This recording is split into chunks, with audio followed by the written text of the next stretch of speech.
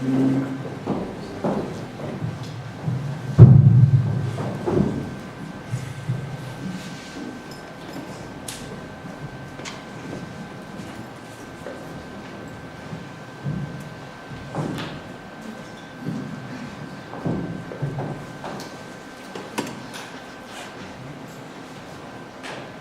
thank you everybody for making it here this evening. I'm Michael Schmidt. I run the Professional Journalists Association. That doesn't mean I'm the chief. I do the donkey work as their secretary. I'm also in a group called the Ulu Club for South African conflict reporters.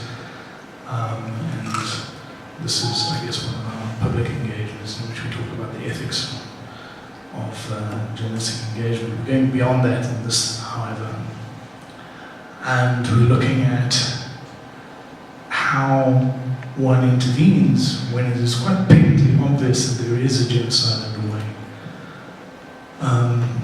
By weird synchronicity, the spring, the summer and autumn, I should say, of 1940, the northern summer and autumn of 1942, was the first period in which real evidence surfaced in the knowledge of the Western powers of the Holocaust against the Jews and others. And at the very same time, on the other side of the world, in the wake of the Japanese invasion of Burma, now Myanmar, there was a rash, an outbreak of ethnic violence in which Muslims were getting targeted by ethnic Burmans. And this has its roots in radical forms of not just Burman nationalism, but also of extremist Buddhism, which sounds like a contradiction in terms to many of us, I'm sure, who maybe got a nice old auntie who teaches us yoga. But the question that was raised in the wake of the Holocaust is one that we're addressing tonight. Is how does one intervene when proof, irrefutable proof, comes to the fore that there's actually something ongoing? And why does it take the international community so long to in fact respond? I'll just very quickly say that one of the problems for me personally, having worked in that massive refugee camp that you saw earlier in April this year, Kutupalong, was that the international community has been treading on eggshells, using fiery terms like ethnic cleansing, which sound full of fire and vinegar, but actually don't really have a grounding in international law as a definition of genocide would. And Myanmar, ironically, is a signatory to the Genocide Convention. So I'm just going to hand over very quickly, because we don't have much time, to my guests, and just ask them to make a couple of introductory remarks for a few minutes. And then perhaps, if you could, essentially address maybe any of the issues that rise out of the film. And then I think the focus really needs to be on how does one intervene? How does one actually stop it in its tracks? Because what we've seen is today we've had Aung San Suu Kyi make a statement in an international conference, essentially that nobody really understands what's going on in our country. We know best what we're actually doing. This is only within a few weeks of the UN essentially saying that the genocide is in fact ongoing. So we're still in the middle of it. So it would be terrible if we really felt as a collective society that we really had to wait until the killers had really finished their unfinished business before we could somehow stop it and get involved. And we're going to pass on down the line. I guess that's probably easier. Just going to hand over to David. Thank you. Greetings to my fellow panelists. To answer your question about how you go about dealing with these things, I thought I'd call my speech Enforceability with regard to all crimes and crimes against humanity, or catch us if you can. Early warning signs. As far back as 2010, a report published by the Irish Centre for Human Rights basically stated that the UN Security Council should open up an inquiry with regard to referring the plight of the Rohingya to the ICC. Then in late 2012, early 2013, Professor William Shabbas, who headed the Irish Centre for Human Rights and is the former chairperson of the International Association of Genocide Scholars, stated in an interview, "We are moving into a zone where it wouldn't be frivolous to use the term genocide." Professor Shabbas is not someone who throws the term genocide around lightly. He considers there only to have been 3 true, full genocides to have taken place. Don't say the world wasn't warned. Regarding mechanisms available to the international community and the problem with implementing them, in 2005, I think it was, the UN passed the responsibility to protect concept, where traditionally if something took place within the borders of a country, it wasn't really for the UN Security Council, it was either the UN General Assembly, the UN Human Rights Council, but the supreme body, the one which wields power, the Security Council, didn't get involved. But eventually they came to the conclusion, I think it was with regard to Sudan, that there was a time when it was quite clear that the government was unable or more likely unwilling to intervene, and they had to have this mechanism where you could refer matters to the ICC. Because regarding the ICC, I should clarify something here. If a country such as Burma is not a signatory to the Rome Statute, the ICC can't immediately take up prosecutions. It has to be referred from the Security Council. And essentially that's what happened with Sudan, where Sudan is not a signatory, and it went through the UN Security Council to the ICC, and the ICC, as you know, has issued these indictments against Sudan's President Omar al-Bashir. But there's a problem catching him as such. And with regard to Burma, the elephant in the room as such is China.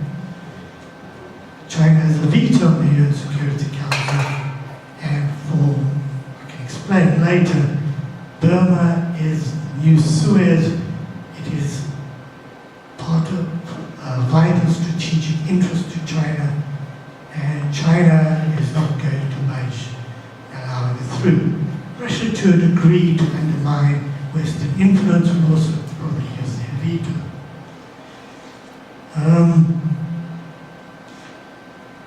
There was one seemingly piece of potential good news with regard to referring Burma to the ICC.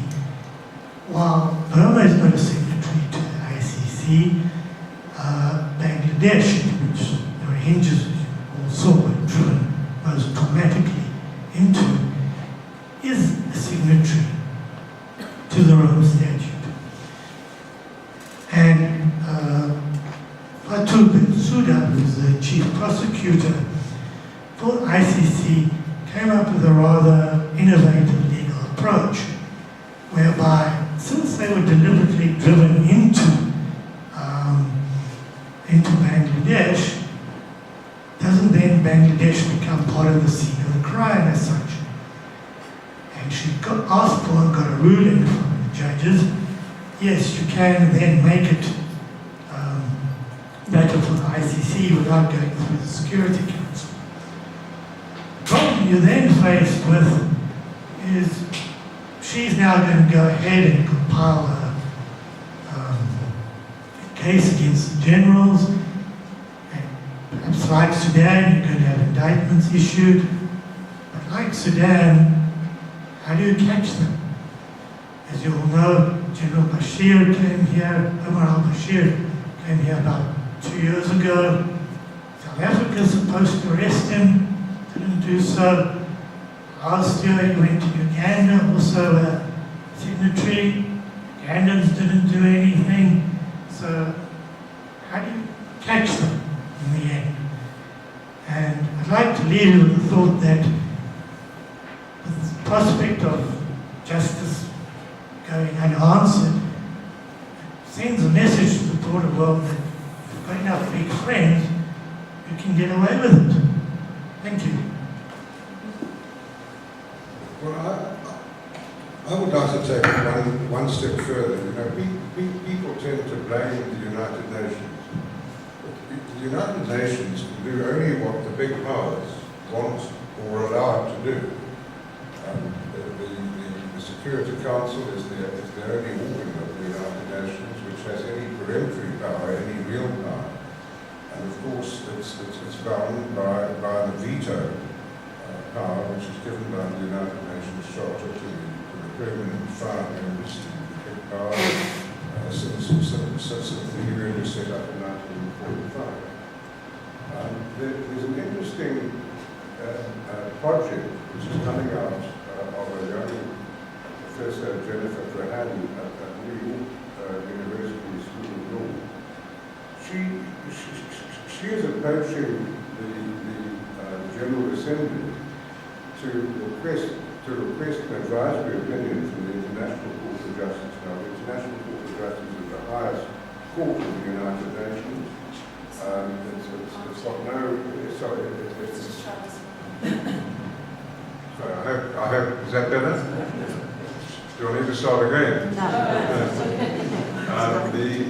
The idea is that the Genocide Convention has been ratified by all 5 of the permanent members of the Security Council. In fact, there are very few members of the United Nations that haven't ratified the Genocide Convention.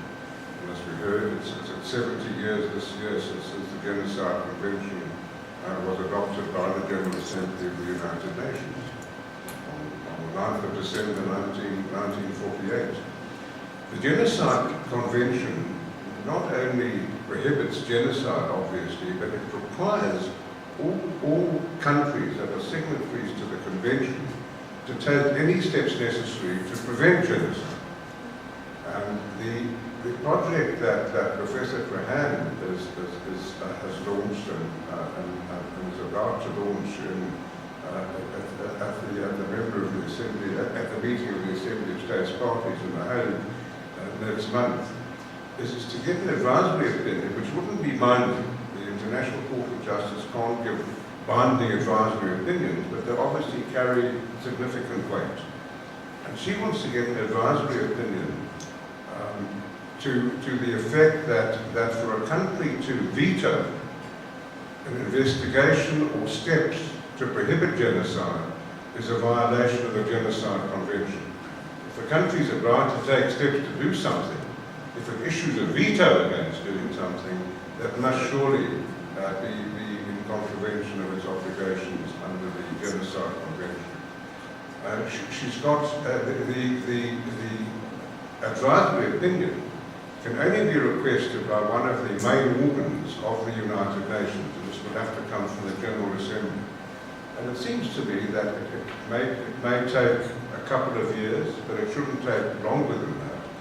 To get a majority, you need 51% of the members of the General Assembly to request an advisory opinion from the International Court of Justice. Now, I think it's a very worthwhile project.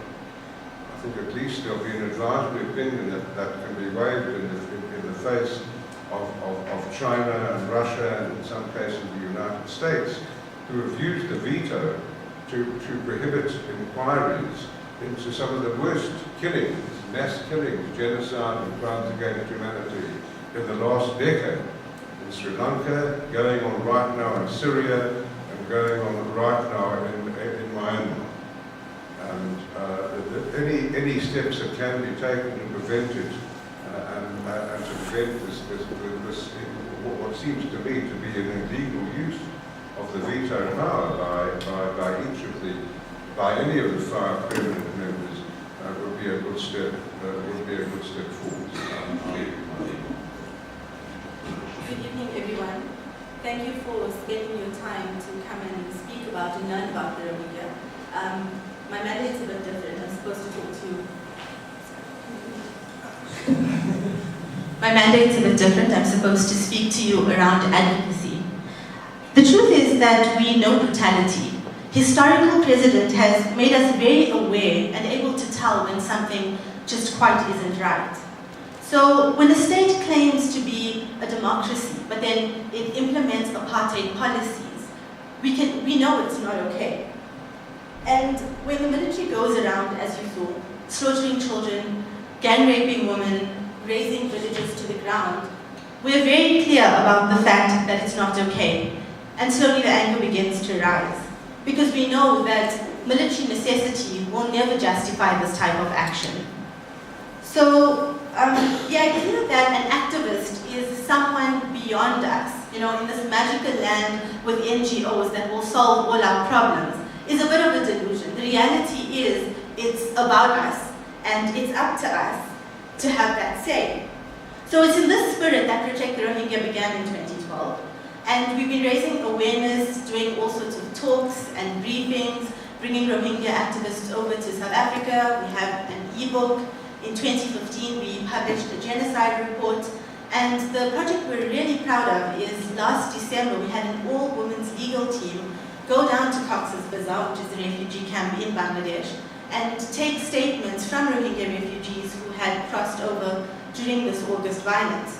And the point of that was to offer legal teams around the world who didn't want to wait for the ICC, but wanted to bring matters in their own jurisdictions, some supporting material that they could use. So far, we've had 3 legal teams who have asked for our material, and the Australian team who called for Aung San Suu Kyi's arrest when she visited there, I think it was earlier this year, have even sent our documents into their prosecuting authority. The interesting thing about us sitting here tonight is that it's the eve of the repatriation, right? So tomorrow, Myanmar and Bangladesh are going to start sending back the first 2,000 Rohingya. The problem with that is that you're literally sending people back to the place where they were killed. You're not offering them citizenship. You're not saying you can go back to the home that you lost. You're not giving reparations. And in fact, the 140,000 Rohingya who currently remain in Rakhine State are living in concentration camp-like conditions. So why would the situation for these Rohingya be any different? Now, the truth is that governments are limited in their actions, but as individuals, we're not, right? And when it comes to fighting injustice, there's really no action too small. And so I just want to, before we go on, leave you with these words by a really famous Black Panther, Mumia Abu-Jamal. And he said, "Do you see law and order? There is nothing but death and disorder. And instead of law, there's an illusion of security. It is an illusion because it is built on the long history of injustices, racism, criminality, and the genocide of millions. Many people say it's insane to resist the system, but actually, it's insane not to." Can I just one word? I think it's very important, and I couldn't agree with you more, that it's really completely unacceptable that Rohingya refugees are being forced back into Myanmar. Imagine being forced back into the country that's responsible for your misery and persecution and rape and murder,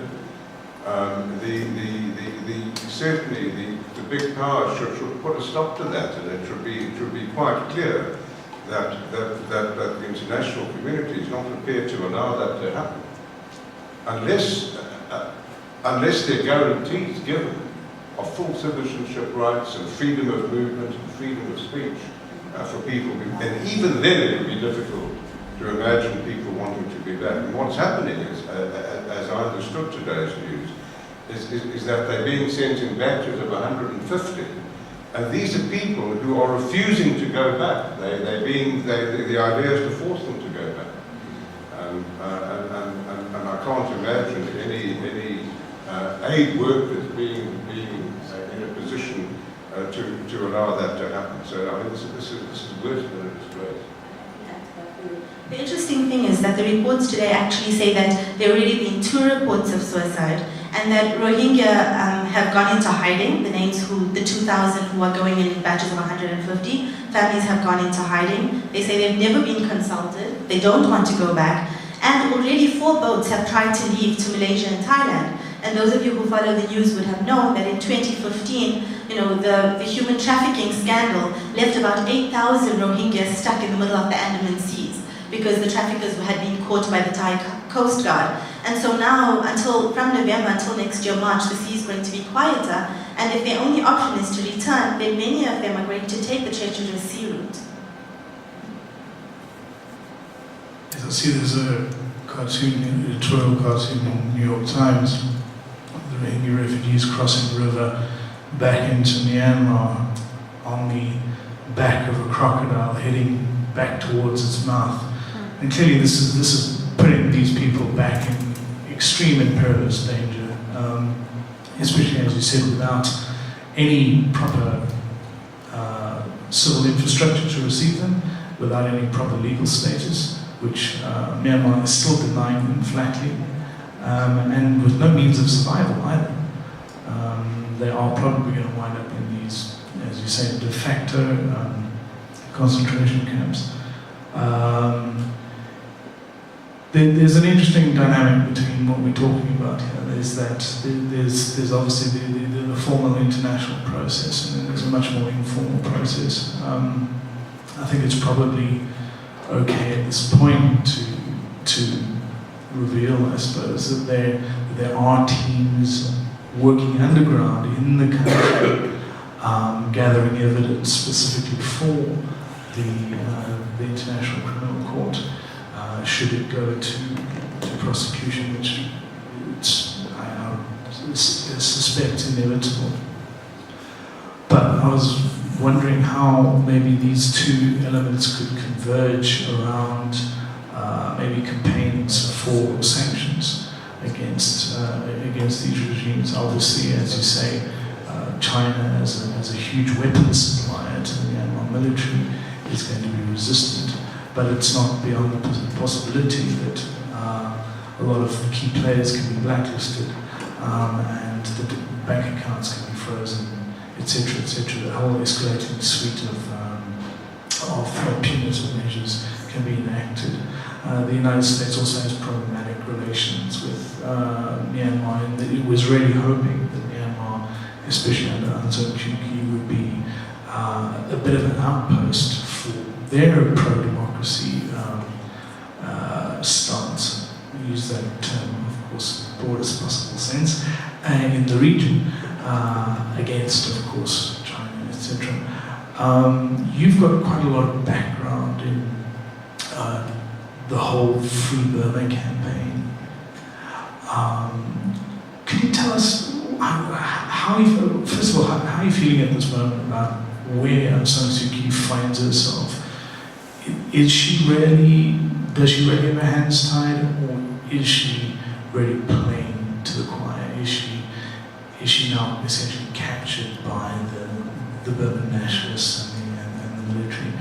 And how's that whole thing evolved? I mean, she's basically Myanmar's Mandela figure, and now she's having all of these freedoms of the city from around the world revoked, her ambassador of conscience position with Amnesty International revoked, etc., etc. Could you give us a little bit of the background on this? Thank you. It's basically three kind of lines of thinking of her behavior. And the one thing I want to convey, you saw some of it in the documentary, is the total antipathy towards the Rohingya in Burma. It's not just the military, it's even in the democracy movement. There's a prominent group of prisoners called the 88 generation, because they were leaders of the 88 student uprising in 1988, roughly equivalent to June 76 in South Africa. And they are among the most senior political prisoners.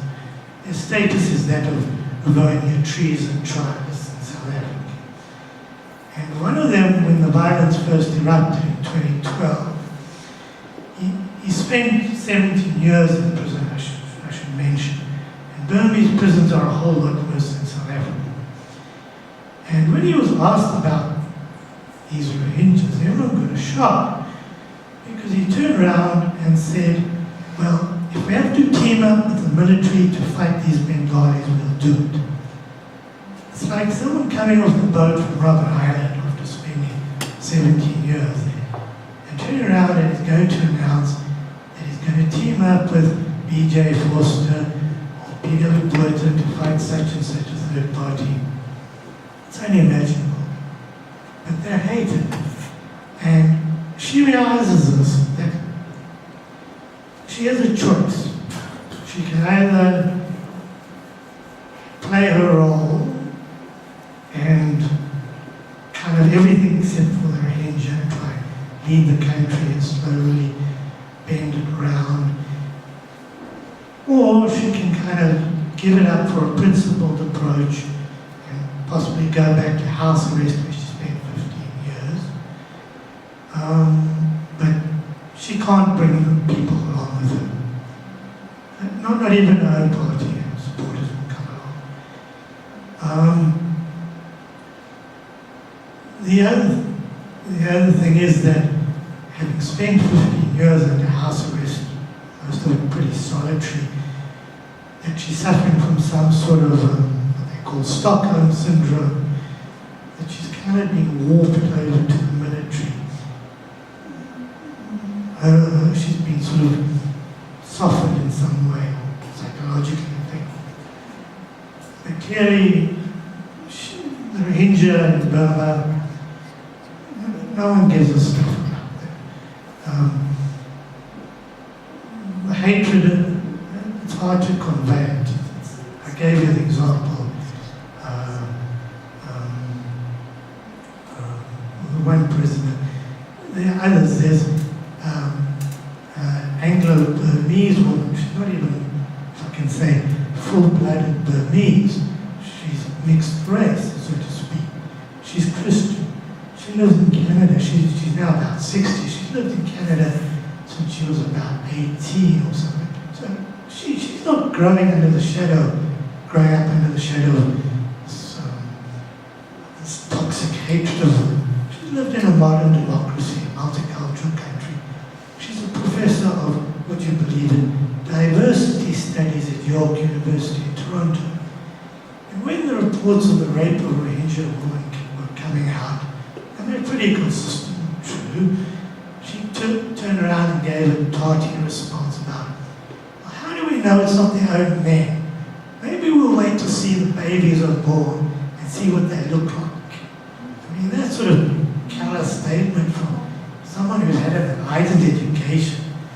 If she's talking like that, there's really, I mean, it's really, you know, and that's the sort of biggest problem, is how on earth would you bring the Burmese population around to accepting these people as human beings? In some ways, if I'm not taking time, I can give one more example.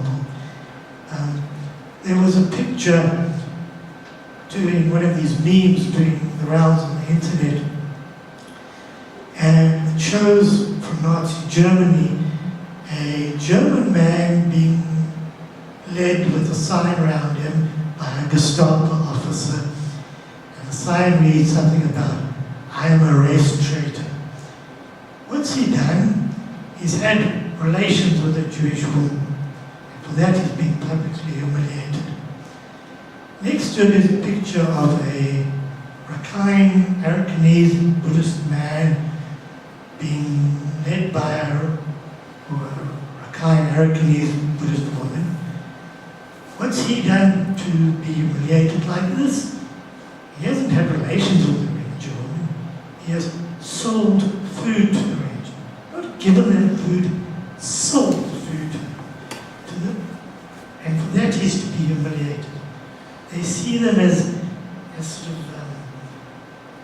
some sort of monstrous imagery, some sort of creeping, insidious threat. The way Nazi Germany would view Jews and their propaganda. It's really of the most toxic, awful variety you can imagine. Thank you. Sorry. Okay, so deeply ingrained prejudices, as I've indicated, going back into the 40s and even before that. But we're trying to be a bit solutions-oriented here.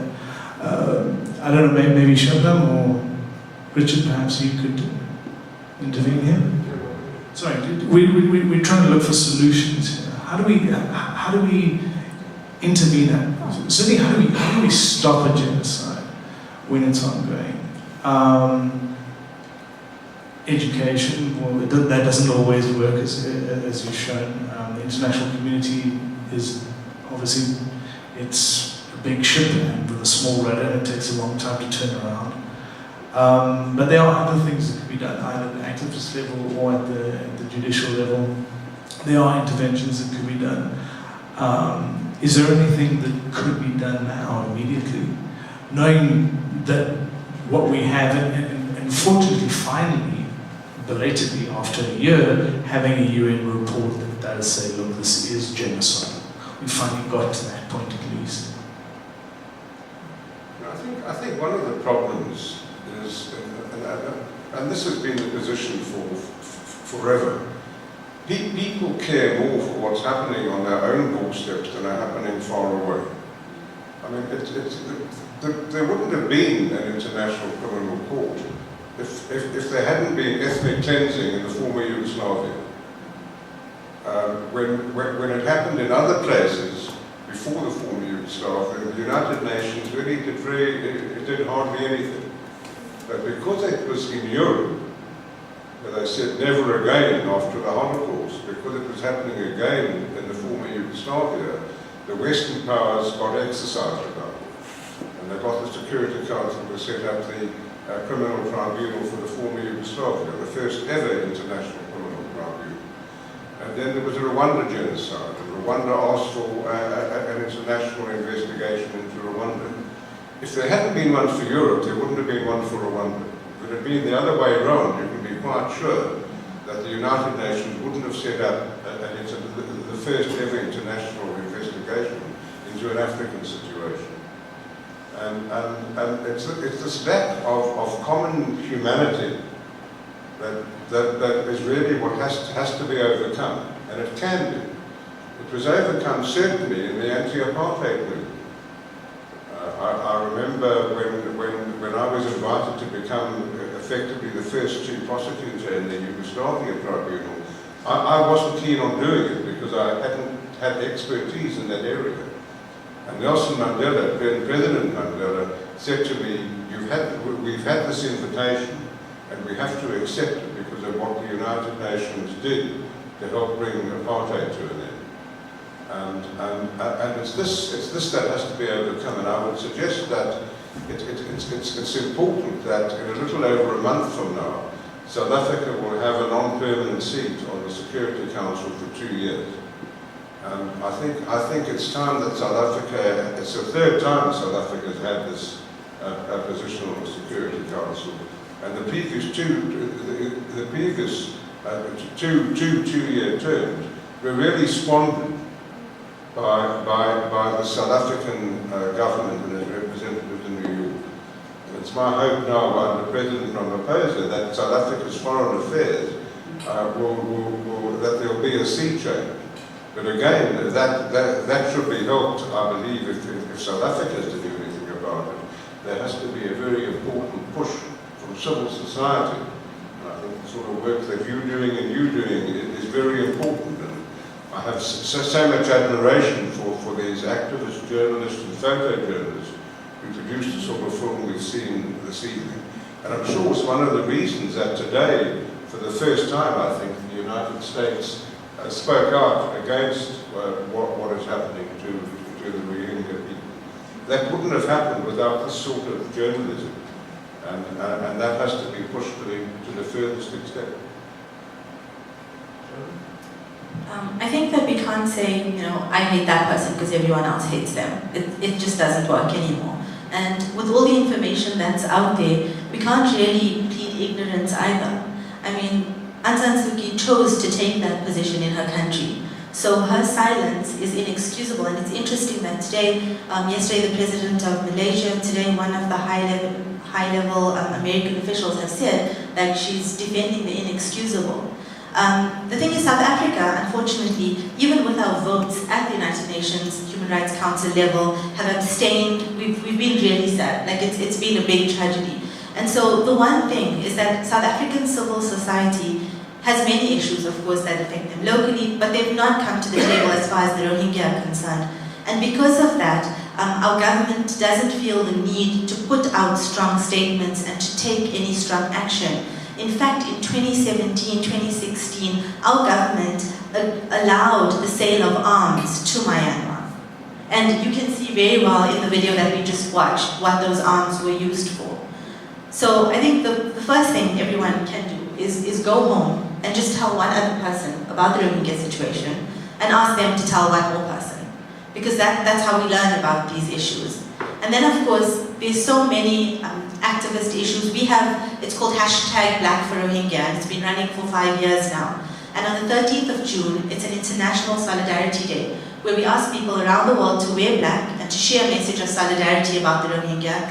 We've even had it trend once or twice. So there are movements like that. There are movements you can literally start with your own friends in your own home around a dinner table. The idea that human rights are very far and they're away and someone else needs to deal with them is just not acceptable anymore. What concerns me, I think, is the how long this genocide has been in the making. 20 years ago, 400,000 Rohingya fled into southern Bangladesh. As we've all heard, from 2012, things started boiling up again. It certainly escalated in 2016 and then peaked in 2017. But we also know that there was this whole process. I mean, we have the special rapporteur, UN Special Rapporteur for Myanmar format, saying she was booted out, saying it bears the hallmarks of genocide. But the hallmarks of genocide were there months in advance.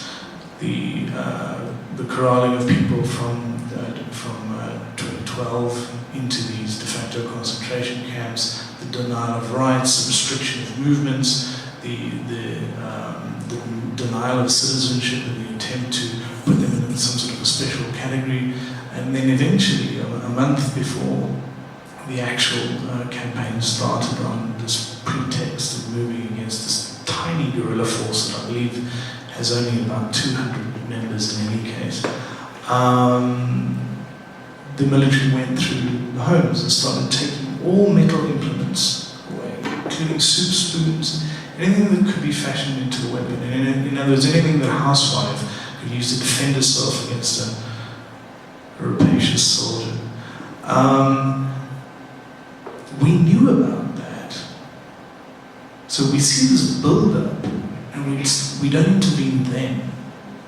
As I think the film made clear, we only started worrying about it when it became the major, one of the world's major refugee crises outside of the Middle East. Any thoughts on that?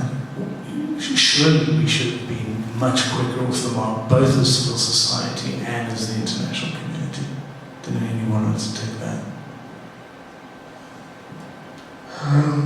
Basically, I agree, and I opened with quotes from Professor Shabbos, he warned us. Can't say it wasn't coming, and the current situation of the refugees possibly being pushed back. One has a creeping feeling that their presence there is kind of taking a permanency, which is very worrying, because the longer they're there, it becomes a sort of accepted, and people will seem relief, but they'll remain kind of in limbo indefinitely. So time is running out in a way. Thank you. In the modern world, people can't say they didn't know. I mean, the modern television and social media and photographs, what is happening, come out within seconds. And there are organizations, the Genocide Watch and other civil, international and domestic organizations, give warnings. I get a monthly bulletin from Genocide Watch, giving the countries under threat. And Myanmar's been on there for years. And what is the international community doing? Really, hardly anything at all. And really, what is happening? Monies are being cut off. Certainly by the Trump administration from the United Nations High Commissioner for Refugees.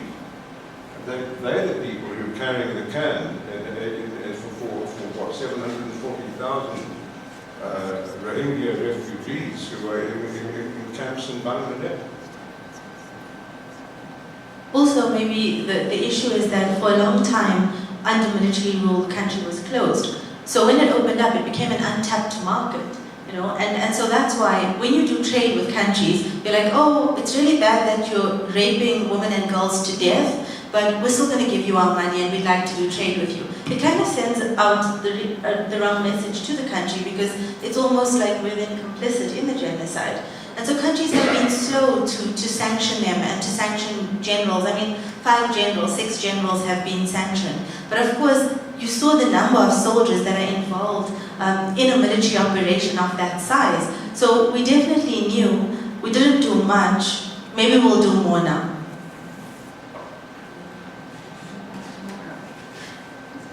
You're getting the indication that we're heading towards a close.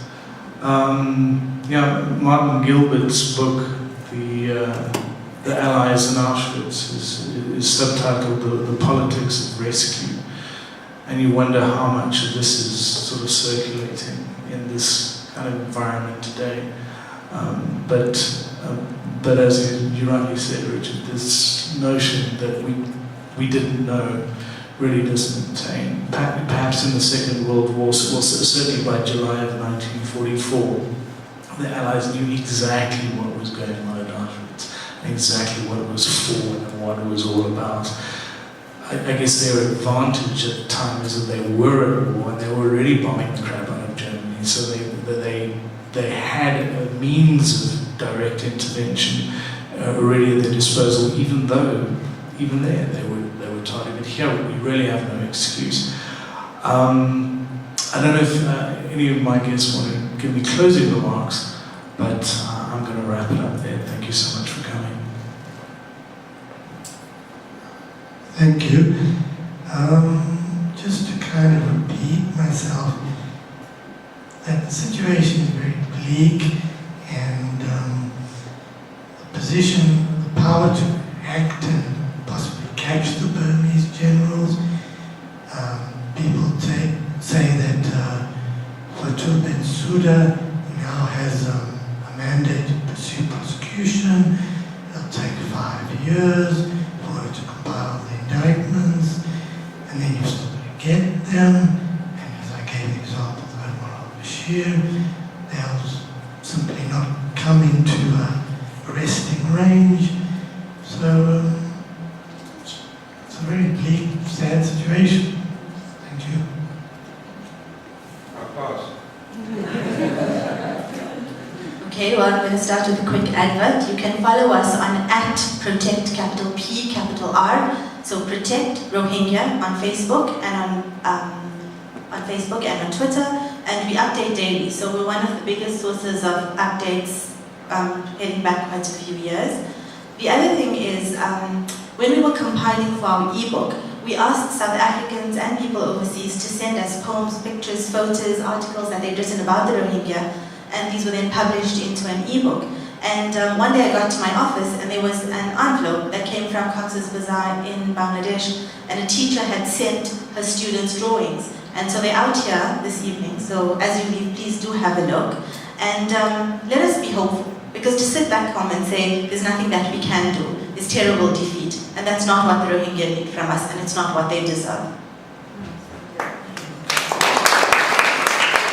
Thank you so much, everybody, and thank you especially to Tali and Kim Nates and the Centre for hosting this. Thank you. I just want to thank our panel. I want to thank Michael, but the panel that I think, and the film, that you cannot say that you don't know. I mean, you know more than you knew when you arrived this evening. Look at the pictures, follow on Twitter and Facebook, absolutely become activists. It's up to us. It's not aliens from outer space that will stop genocide. In the end, it is up to us. We need to act, and we need to act now. Thank you, Mark, as well for your help. Mark Klein, our volunteer, and please come back for more events in the coming weeks. Many thanks. Good night.